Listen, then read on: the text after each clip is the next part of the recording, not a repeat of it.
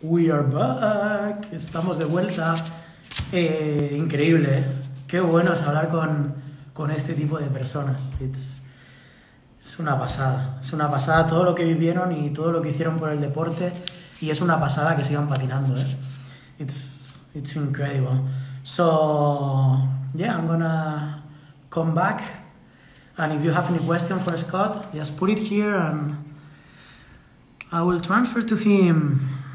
All right, Scott Crawford.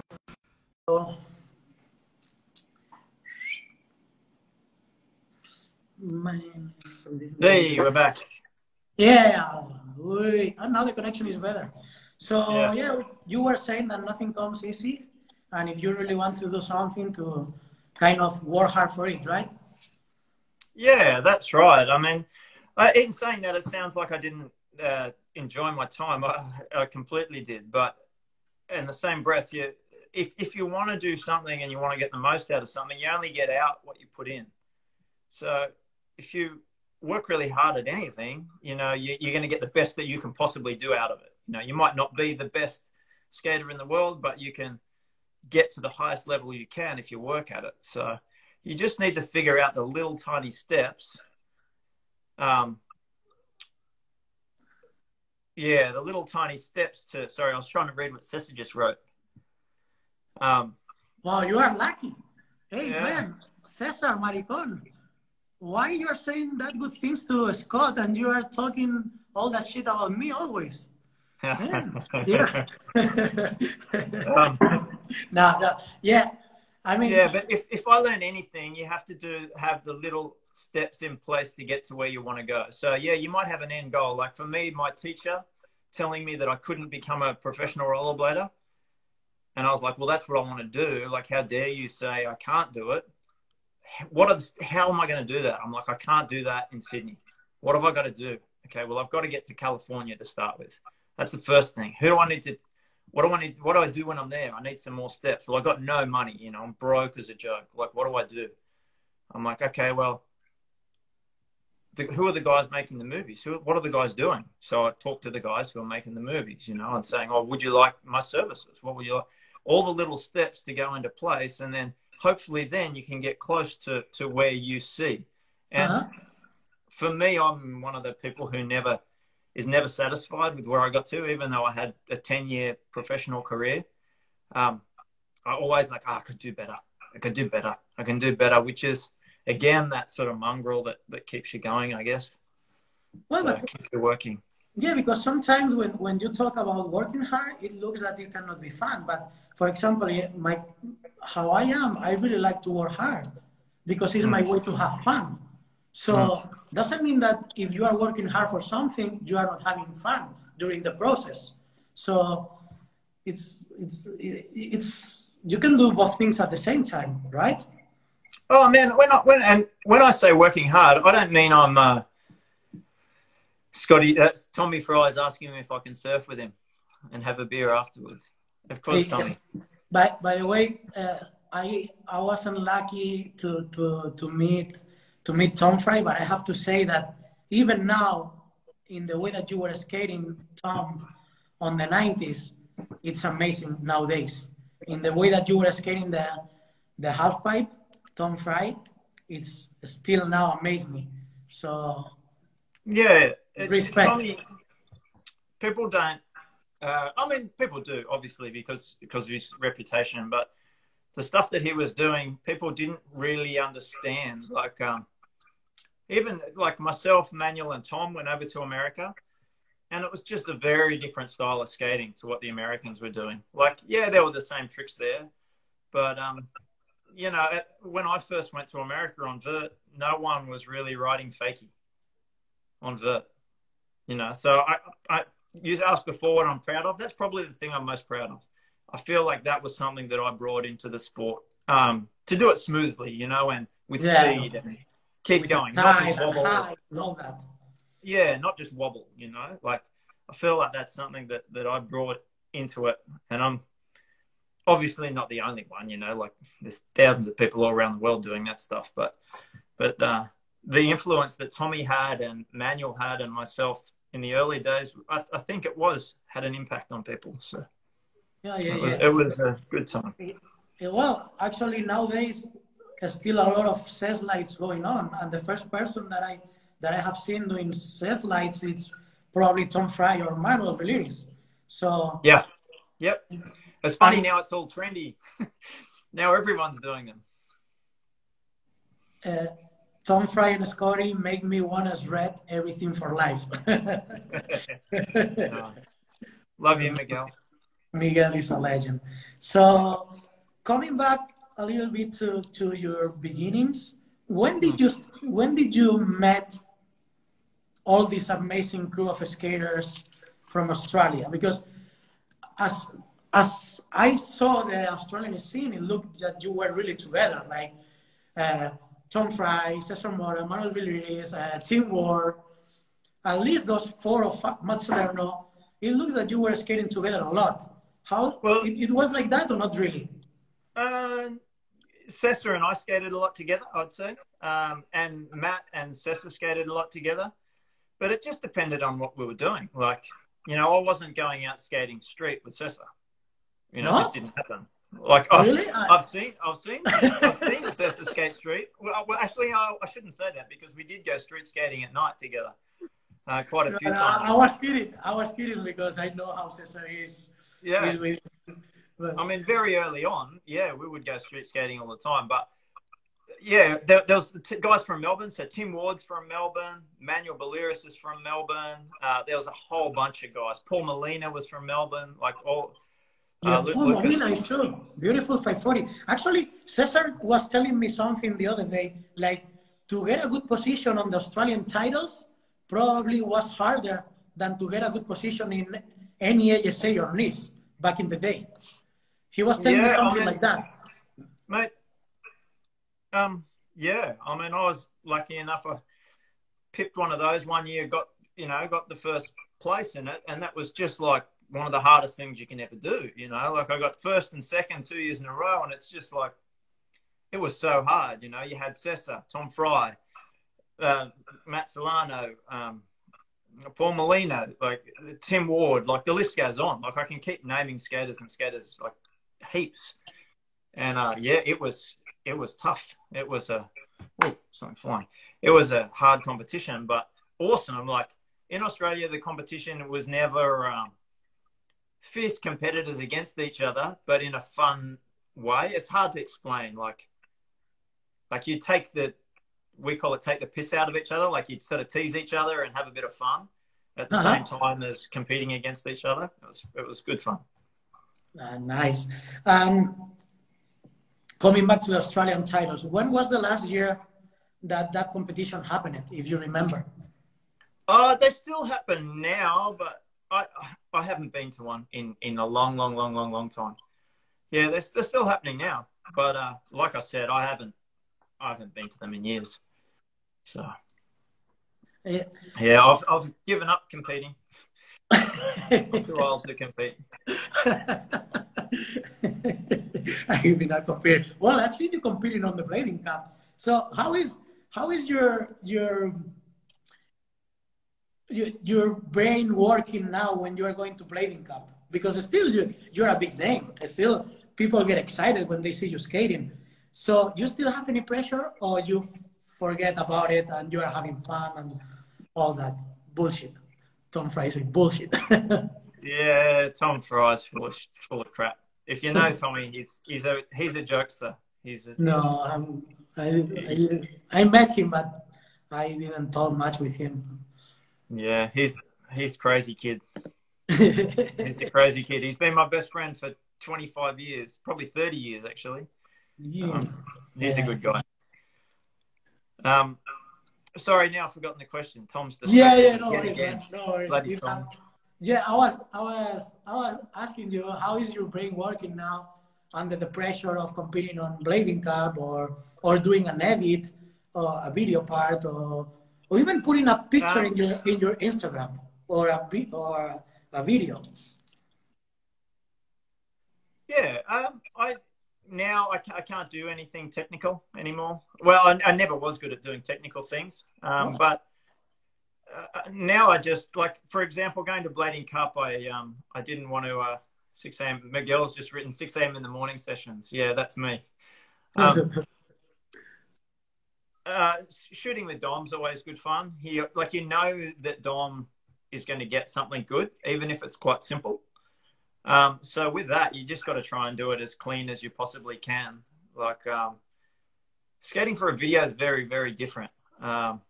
You know, it's all about just doing as clean as you can, and you do it 3, 4, 5, 10, 20 times until you get it perfectly, because Dom West has got such a good eye, and he is so meticulous that if a leaf blows in the wrong spot, he won't use the shot. Wow. You know, he's an artist, a true artist. And if you ever see his films or his videos, they're not just skating, they're an artwork. You know, they're beautiful to watch. Yeah. And so I really like that. I like that. It's a different way of thinking, is, you know, trying to get something perfect, which you can never, ever, ever do, but you can get as close as you possibly can, you know. And but going to Blading Cup is a completely different mindset. You know, you've got to try and relax and clear your head. And, you know, I've got 3 kids. I've got to try not to hurt myself, but at the same time trying to skate the best I can.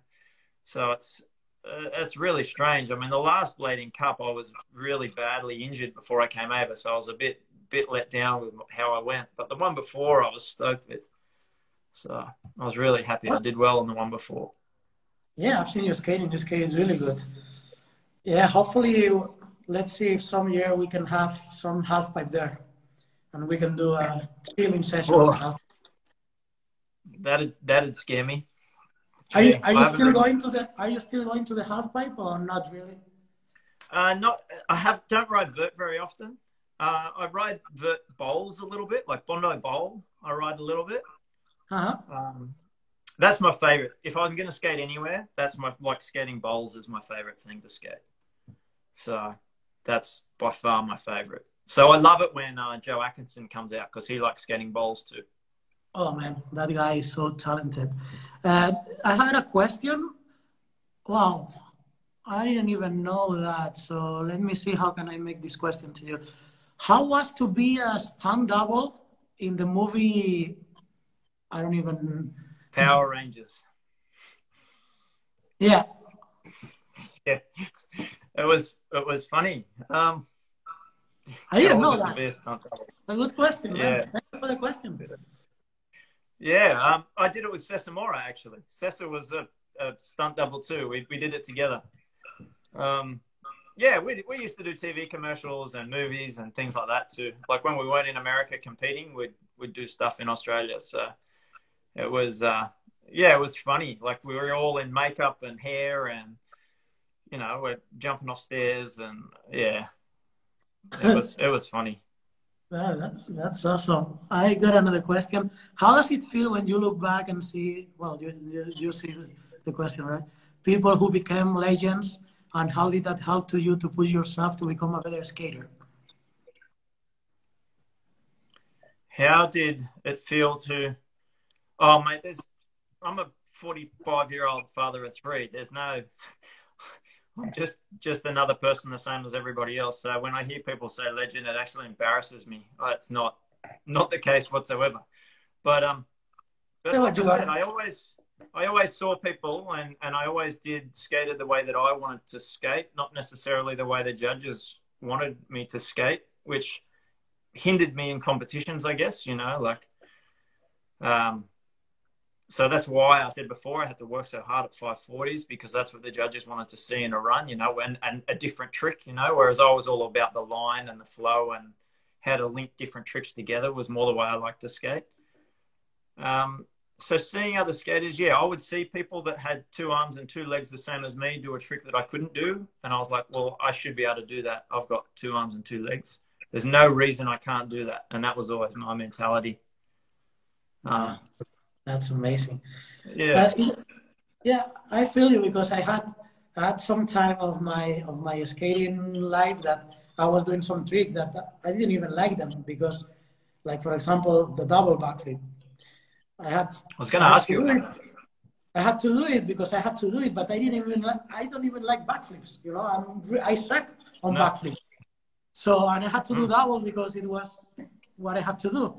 And at some point you feel really happy and proud because you break that factor, that whatever, you know. But at some point also you feel like, I'm doing this because I have to make happy and people that I actually don't care, you know. Yeah, another trick. I've got to do that because it's another trick, you know. Like whereas, yeah. I mean, I was going to ask you about the double because I've done a few double flips in my life, but only ever over a launch box. In 1993, I did it for the first time. Wow, and it was terrifying. Terrifying. A double front flip off a launch box and landed. Scary. Doubles, for me, as I always say, double backflip, it's, I'm going to say this, but it's not really like that. But it's probably one of the easiest tricks ever. Double backflip is, you don't have to put much effort. It's really easy. There's no technique on it, but it's scary as hell. Like, yeah. Super scary. I've done them over launch boxes, but never on a vert ramp. I know. And you do a backflip on a launch box, and it's the easiest thing in the world.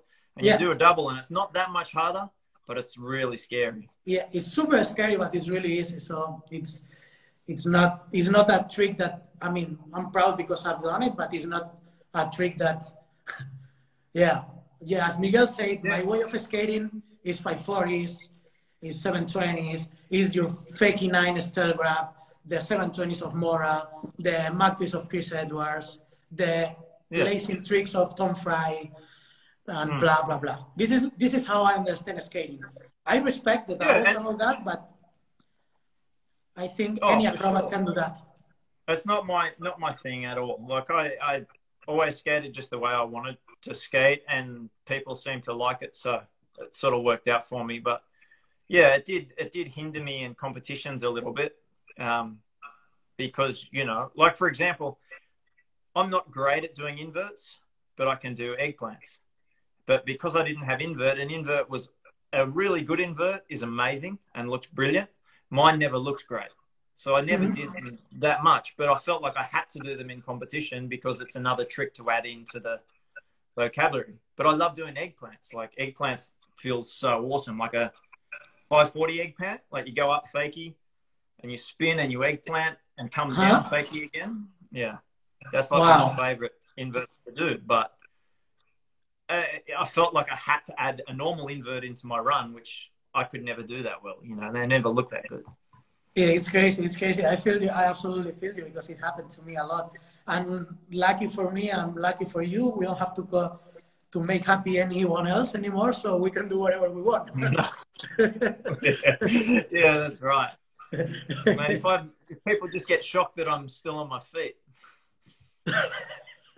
Who's that old father rolling around on rollerblades? That's ridiculous.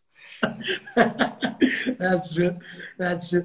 So now, I don't know if you still have any goal about the skating, but if you do, which one it is? Sorry, I missed that. Yeah. I don't know if you have any goal, anything that you want to do with rollerblading. And if you do, which one it is?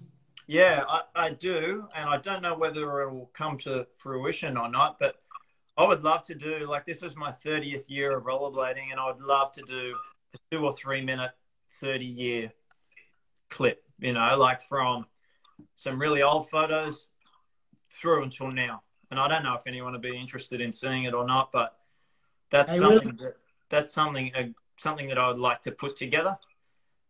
Whether it happens or not is, you know, I don't know.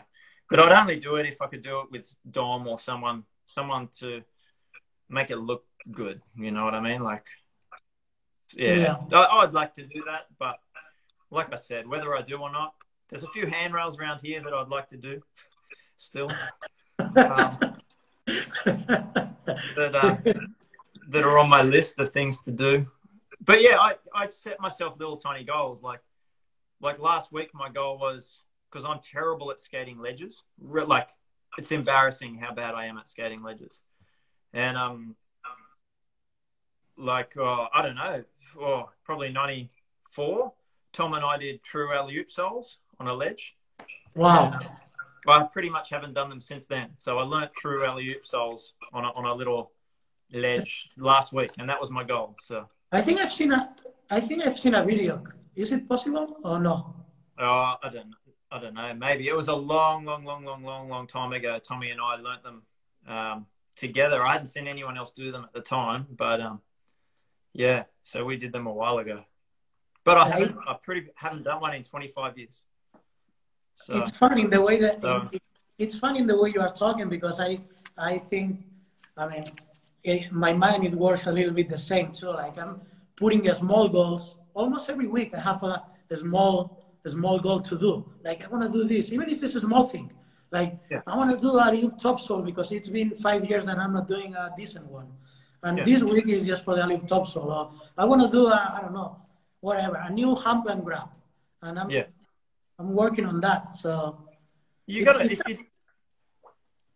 up doing the same thing over and over again. Like I've been working, like, because it's now with the COVID, you know, you can't go anywhere. So I've just got a P-rail, and I wanted to get fast slides back. So last week I just did about 30, 40 fast slides, you know, like just to see if I can get them, you know, because it's hard at my age. It gets hard. Yeah. Well, at your age, at any age, fast slides are hard. Well, talking, if anyone has any question, I kind of finished all the questions that I really wanted to make to you. Yeah, well, it's a question that anything you have done, that if you have another, you go back to when you started, what would you do different? You know what?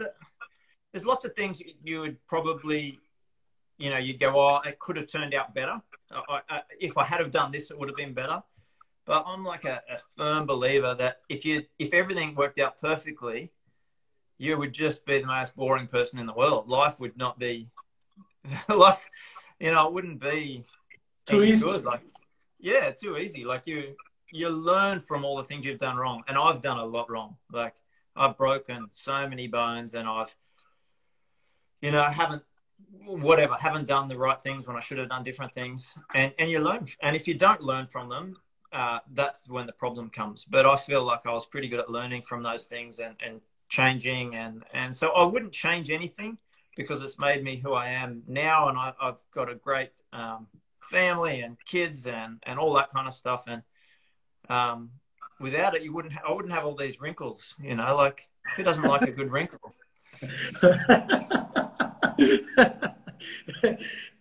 Here I see a question. Who was your reference when you were competing? Somebody's asking that. Javier. My reference. My reference. Well, Tommy Fry and I always skated a lot together. So, you know, if I ever beat him, which was very rarely, well, yeah, that was amazing. You know, my reference really, again, this will sound stupid, but I didn't hugely have one. It was more, if I got last in the competition, but I was really happy, I did a good run, I did everything that I wanted to do, I would leave and I was happy. If I got second or third in a competition and I bobbled a pawn, you know, whatever it was, like I'm doing a backside royale thinking of the next trick, but it wasn't clean, that would annoy me, even if I did okay in the competition. Yeah. So, yeah. So, for example, like prime example, Ultimate Inline Challenge. I did the best run I've ever done in my life. Still to this day, it was the best vert competition run I'd ever done. And I qualified in first place in front of Tag Chris, Cesar, Matt Solano, all those guys. I linked every trick I could do, and it was done perfectly. And I was like, for me, that was the best feeling. Now, I got to the finals and I did crap. Absolutely terrible, because I was exhausted. But that run to me was the best thing I've done, best vert run I've ever done. And so if I did that, even though I didn't do well, that for me was satisfying. Even though in the final comp, I got like 9th or 10th. I had the same. I absolutely understand, because I have kind of the same situation. So another question is how you see the actual blading scene.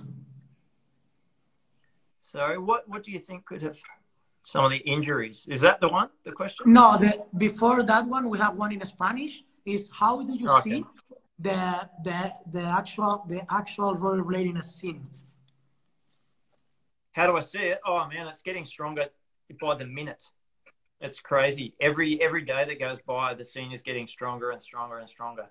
And this is one of the reasons that I say I love the scene so much, because there is nobody in this scene that's trying to be, that's in it because it's cool or they're making money or because no one is, you know, like if you're in this industry, you're in it because you absolutely love it. And it breeds people who just I don't care what you think about me, because I love doing what I'm doing. So I think the scene's in a fantastic spot at the moment. And because of the passion from everybody in it, they're so passionate individually about it that they don't care what anyone else thinks. And it's making it stronger. And I'm not talking about just stronger like it was in the 90s. I'm talking about a solid base, you know, a big, wide, solid base. And I think it's healthier as well. Yeah. And then we have another question from, hey, Rich Parker, amazing bird skater. Good to see you around. Did you ever have a mental block on any tricks that you could already do? And did you get over it? Yeah. So 1993, I did Chris Edwards was doing those McTwists, you know, his inverted style McTwists. And I learned them. I learned them in 2 tries. Went up, could just do them. It was just one of those things. I tried them in a skate show. I was doing skate shows down in Tasmania, where Shane Yost was from. And he was actually there as a kid watching. And I landed McTwists and could never do them again. Got back and I went in a competition here in Australia, Australian titles, and I did them and I landed 2 shins onto the coping and flipped, you know, like flipped over face first. And I never got them back again. And that's why that's why the 540s took me so long to relearn because of that. So I did get over them, but it was through persistence and Cesar Mora pushing me to do them. Cesar Mora.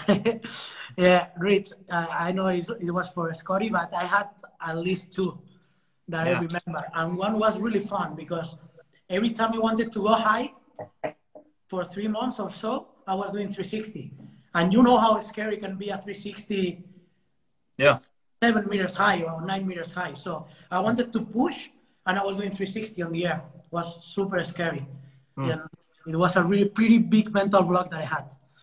And then another question that I have for you is, do you think you could have avoided some injuries in some way, training fitness or having better practice? You know what? All the injuries I had, I can look back on. I can pinpoint exactly why I had them. And a lot of the time was to do with not listening to my own body, which was saying, don't do this. You know what I mean? Like I was tired or I was worn out. I've been skating for 2 or 3 hours and I'm like, I'll just do one more try. Or you're a bit tired and you're like, oh, but I said I was going to try a 540 today, or I said I wanted to do an Elliott Fishbrain today. And you're just too exhausted to do it and to focus. Your brain's not focusing properly, and then you fall and hurt yourself. And some accidents are unavoidable. You can't help them. But other ones, you know, like I know full well, I've had some horrendous accidents that I shouldn't have done, and I didn't listen to myself. I should have listened to myself more.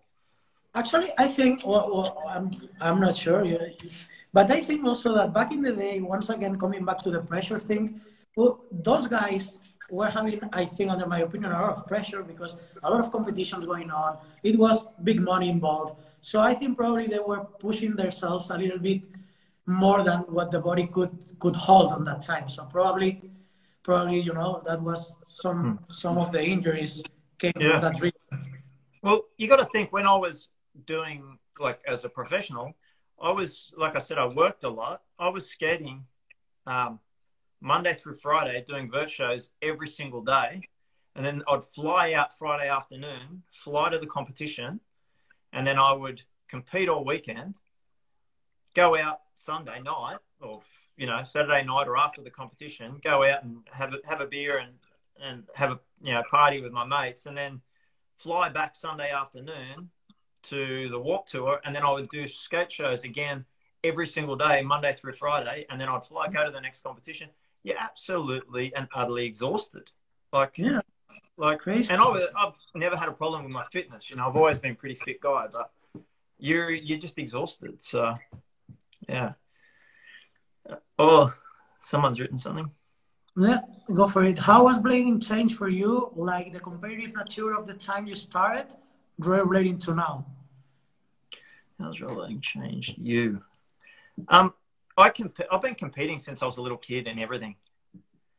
How has blading changed you? Rollerblading and your competitive nature. I'm a lot more mellow now, that's for sure. I mean, the older you get, it's just that fiery competition competitor that I had is almost gone now. But against other people, I was never that competitive against other people, but I was very competitive against myself, and I still am. So I don't know if that'll ever change in me. Like, I always want to do the best that I can possibly do. I don't really care what you can do. You know, like, I look at other people for inspiration, but it's more about if I can do what I want to do. You know, like, am I happy with what I'm doing? If I'm not happy, I'll work harder at it. You know, but, you know, like Joe Atkinson. I skate with Joe Atkinson. Would I like to be as good as Joe? Yes. Am I ever going to be? No. But I can skate with him and do what I enjoy doing, and we have fun together, even though we're at completely different levels, but that's okay. Like, I'm happy with that. But if I'm skating really badly, well, then I'm not happy. You know, for me, not for Joe, but if I'm skating badly for me. Yeah, I absolutely understand how you think. And then this is my question I have for you. It's, what do you think rollerblading halfpipe needs? What do I think rollerblading? Sorry, that cut out again. Sorry. Halfpipe. Cesar's. Well, wait. I'm going first for my question, then for Cesar's question. What do you think that halfpipe needs? Because the kind halfpipe scene is a little bit, as you probably know, pretty dead. What do you think we need to bring it back a little bit? I think the bowls are I think bowlers are bringing it back. And the problem is it has to look good. That's a real issue. That vert skating, when it first started, you know, you had Chris Edwards that could make it look good. Mm-hmm. And, you know, Jess Darrenforth actually made it look amazing. It needs to look smooth and flowy. And when something looks good, other people see it and go, oh, well, I want to do that because that looks awesome.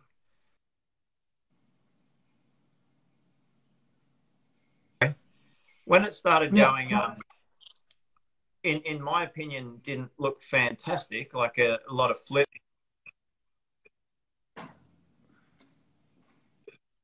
A lot of flips and a lot of stuff. And there wasn't an emphasis on style, on making it look good. People won't want to do it. Like, who wants to? No one will see something that doesn't look good and go, I want to do that. Whereas you look at some of the competitions and some of the smoothness and some of the way people would do things, and if it looks really good, you're just drawn to it. Like, it's a natural thing, you know. Like, again, I keep going back to Joe Atkinson, but you see him carve around a bowl and you go, I want to do that because it looks amazing. So I think if there was more footage, you see the Yasutoko brothers do it, and it looks incredible. It just needs more coverage of that kind of thing. And then your vert skating will come back for sure because it's super fun. It's amazing. It's really good fun. Yeah, what sometimes I say with people that I'm talking is, I think one of the things that, well, I'm repeating this thing a lot, but anyways, I think one of the things that rollerblading halfpipe had on the 90s is that if I was far away, really far away from the halfpipe, and you were dropping, Cesar Mora was dropping, Chris Edwards was dropping, straight away, I could know who was skating. And because you were putting your soul on the ramp. And I'm the kind of person that thinks that if you are putting your heart and your soul, you put that on the person that is looking to. You know, that person that is looking, it got like that feeling and makes him think like, oh, wow, this is cool. and you get him into your wall, you know. I think rollerblading in halfpipe nowadays is not having that much that anymore, you know. Well, to tell you the truth, I don't see anyone riding. I see Miguel a little bit and yourself and the Yasutoko brothers, and they make it look amazing. But to get, you know, you've got to grab some other people and go, let's go, like let's go do this, and you have a ball. You know, you get you get music pumping, and it's awesome fun. But it's just I don't know. It's hard work though. You know yourself. Like, how hard is it going and riding vert? You're exhausted by the end of it. You know, so it's you've got to be relatively fit, and I think that puts people off and the slow learning curve. It's a very slow learning curve. So to learn how to air, like, you know yourself, to get 2 foot of air, you know, you can learn that pretty quick. To get 3 foot, how long does it take you? You like hours and hours and hours and hours of practice to get an extra foot. If you don't have that kind of, like I keep saying, if you don't have that mongrel in you to want to learn it, it's very, very hard for people, you know. It doesn't come easily. It's a hard thing to do. Vert skating is definitely difficult. I agree. Cesar Mora say that, don't play football or don't play soccer with a Scotty. He broke a leg to a young streeter on the X Games, on the X Games when you were playing a friendly game. Yeah, I am. Yes, I am. Like I said, I always try pretty hard. I'm not very good. I don't play soccer. I don't play football. You call it football. I don't play soccer or football. Never have in my life. And they invited me to play in this world soccer team. And I tried really hard, and I was absolutely terrible. But Then we have Rafa. It's a halfpipe skater. He says, "Big pleasure listening to you here. Learn faking nines watching you. My question is, do you think the bird could go back to be popular again? And how would you think so?" I think vert is becoming more popular again, but it's just slow, you know.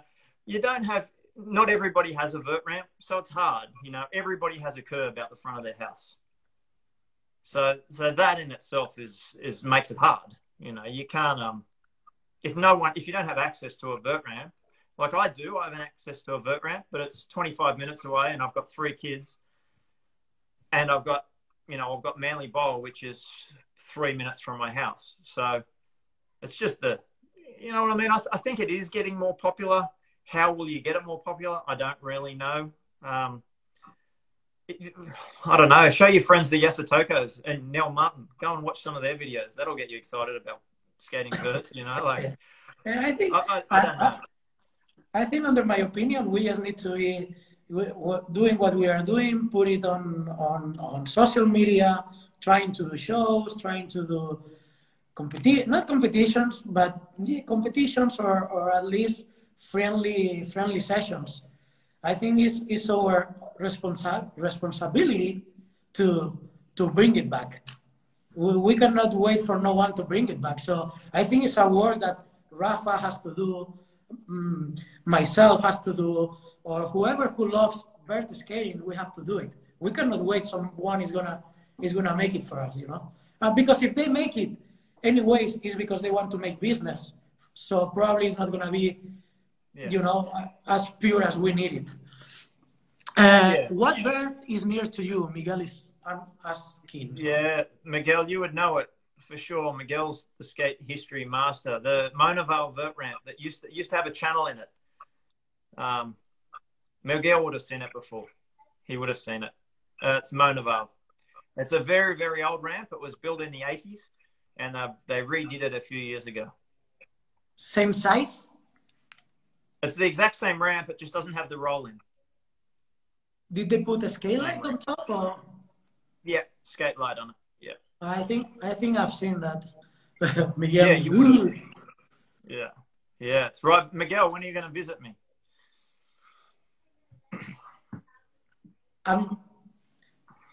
Bird and over bird. Let's go. Miguel. Yeah, it is. Like, that ramp is under vert. one corner's oververt. It's so twisted. But, Death ramp. Miguel yeah. loves that kind of ramp, so he's gonna be super happy. Yeah, exactly, Miguel. I'm gonna say that on Spanish, then I'm gonna translate to you, okay, Scotty? Okay. En diciembre, si el COVID nos deja, voy a ir a Australia y tenemos que hacer un barbecue allá. Normally, if the COVID thing allow me, I'm gonna be in Australia this December, and I would love to do. I start something that it's called barbecue, like like barbecue, and it's just a session with friends. We do a barbecue on the vert, close to the vert, and we skate. So I wanted to talk to you anyways to organize something like that. If finally I'm going to Australia in December, to do a barbecue close by a half pipe. Make some burgers or whatever and skate a little bit. Yeah, for sure. Look, this is what we did last year. Look, here, look, see? I lived backwards. Manly Bowl Old School Skate Jam. It was just a barbecue and hanging out. It was good fun. We'll do that again. Same. It's the same. Yeah. I put this name, barbecue. I've done one in Spain, one in Barcelona. Yeah. And yeah, why not? Let's do it there. Shitty Bird Ramps and Rat Balls tour. Miguel. Miguel's got inside information. You see, that was the plan before this COVID thing. We were going to run another skate day, but a week-long skating tour, and then finish with a like you're saying, a barbecue skate day. And we had it was probably halfway through being planned, and then COVID hit, so we stopped. Cross fingers that we can do it in December. So I have no more question for you. If there's something that you wanna explain about your experiences or career or whatever, go. We will be more than happy to hear. If anyone has any questions, so Josh, 2021 tour. Yeah, hopefully. No, man, I've got nothing to say really. I'm glad to see that the skating community is still strong and that people are still enjoying it, and that everybody seems to be getting stronger. I mean, John, I was just before I spoke to you, I was just talking to John Julio, and his 909's doing really well, and people are liking it and enjoying it. It seems to be just getting so strong, and can't wait to get my set, John, by the way. I don't know if you're listening, but yeah, it seems to be getting really strong, and it's just through people's passion like yours. You've been skating forever, and Tommy Fry, he's been skating forever, and he's really keen to start some stuff up, and yeah, it's just everyone's so into it. Dom West, all these guys, all the guys I skate with all the time, T and Ewan, they're Craig Brockhurst, they've been doing it forever, and they've got so much passion for it. It's just awesome. Yeah, actually it's amazing. Like people like John Julio is doing what he's doing. He's helping a lot to the community, and we really appreciate it. So yeah, big respect to him. Rich is asking, will you advertise the Bear Tour? I'd love to try and join. To join, yeah. We've only got a few vert ramps. I think it would be more of a bowl tour, but yeah. No problems allowed. Well, no yeah, problems allowed. It will be advertised if we ever get it off the ground, but it should be early next year, hopefully. Nice. All right on. So yeah. Okay, now. Thank you so much for the time. I really appreciate it. Oh, my pleasure. My pleasure. Miguel, here he is. I can't wait to go to Australia. December tour. I don't know if the borders will be open. If the COVID allows us, I'm going for sure. So let's do it, Miguel. Yeah. Cesar, I can understand you don't want to be shown up by Poms. Poms. All right, amigo. You never, ever, ever put a challenge in front of Cesar. You got to be mad. No, I know. I learned that on the hard way. So every time I talk to Cesar, I try to be really nice and quiet. It's so really my worst friend. Okay, guys. Okay. I'll see you later. Thank you, Scott. I truly appreciate it. Thank you so much. Thank you. Keep doing what you're doing. Love it. Thank you. Have a beautiful day. See you, mate. Bye. Bye. Bueno, amigos, increíble. Un saludo a todos. Gracias por estar aquí. Qué pasada, ¿eh? Si lo paramos a pensar, este hombre lleva patinando no sé cuántos años, no lo puedo ni contar. Y le ves hablar con él y sigue ilusionado. Increíble, tío. Qué bueno, qué bueno. Bueno, pues no voy a hablar mucho más, voy a dejar aquí esto porque después de hablar con él me voy a ir a la cama y me hace pensar mucho. Me hace pensar en muchas cosas, en qué bonito es el patinaje. Thank you, everyone. Hey, Rich, thank you for being part. Sorry for my English, but I did my best. Y sí, esto lo tendréis que ver luego porque, como digo, qué pasada, tío. Qué pasada que siga viendo cuando va con el coche, siga viendo rails y los quiera bajar, o siga yendo un día a la semana a patinar, o siga queriendo hacer un vídeo con 44 años, 3 hijos y todos esos problemas que todo el mundo tiene cuando tienes una edad. Y los dolores que debe tener, porque debe tener dolores en todas partes. Y el chico ahí está motivado. 2 horas en inglés, increíble. Sí. César, tenemos que hacer segunda parte contigo porque me están pidiendo un montón de preguntas. Me están pidiendo, tanto para ti como Miguel, me están pidiendo un montón de cosas. Así que no sé cómo la gente nos aburre, pero parece que no. Y... Manuel Biliris. Manuel Biliris me ha dicho que ha solucionado su password. Quizá lo hacemos mañana. Sí, esa segunda parte. Sí, me lo piden mucho. La vamos a hacer. Thank you, Scotty. Big respect for you. Amazing. Amazing, man. I wish my English was as good as I would love to put on the table everything that I would love to talk to you. But anyways, I really have a lot of love and respect for you. Bueno, chicos, oye, me voy a dormir como un niño pequeño. Increíble tener gente así en el patinaje. Increíble que haya podido hablar con César, Miguel, Scott y a lo mejor Manuel. Y vayan a dejar esto en YouTube para que la gente, si algún día pierde un poquito de amor por el deporte, vea la entrevista con César, o con Miguel, o con Manuel, o con Scotty. Bueno, amigos, buenas noches a todos. Cuidaros mucho. Gracias.